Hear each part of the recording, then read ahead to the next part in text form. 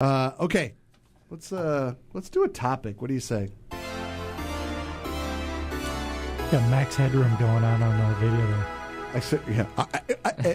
I seriously missed this acronym, so we're going to do a topic based on this acronym. How can we avoid the delays in CHDAP funding? Can't. CHDAP. It is what it is. What? They've gotten much better though. I haven't. Are you telling? First of all, are you telling me that when you use CHDAP, which stands for California Down Payment, California Homebuyers Down Payment Assistance Program, when you use CHDAP, there are there are delays that you don't get without CHDAP. Yeah. Basically, what's happening is your file is going to go through two underwriting processes. Right. Two separate entities are looking at it. So you double the time? No, not double, but your first is going to go through the big bank, say, for example, BBay or whoever. Big bank. Okay, that's going to go through. Once you get the approval from there, we ship up, your file and we send it out, via snail mail out to. Snail mail? No, it's overnight. You don't PDF it? It goes to Sacramento. No, it has to be a physical file. Yeah. So there is a way. And it goes off to them, and then they underwrite it. There is a way, and that's so it goes through the regular process, right? And that's where you have control over the process. So you can go. No, you can go to calhfa.ca.org, and you can look right on there, and you can see what the turn times are for underwriting. Well, actually, what they'll do is they'll say what date we're working on underwriting.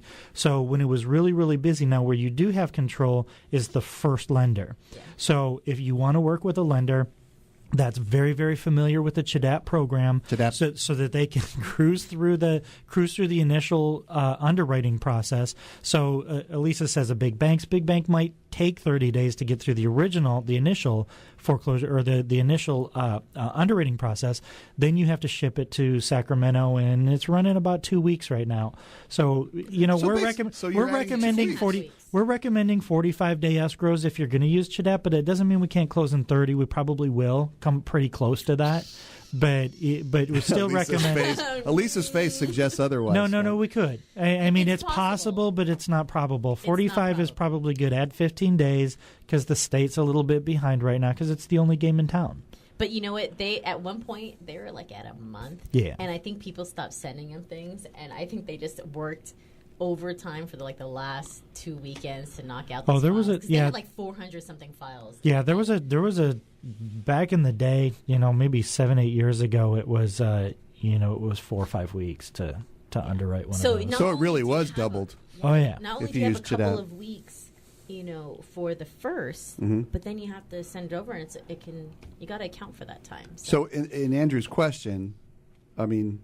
And a highly experienced, efficient lender can speed up the process, but you're never going to be able to speed up the state underwriting process. That's just going to be what it is. You cannot avoid delays, but you might be able to, with an efficient lender, keep those delays at a minimum. Right. And basically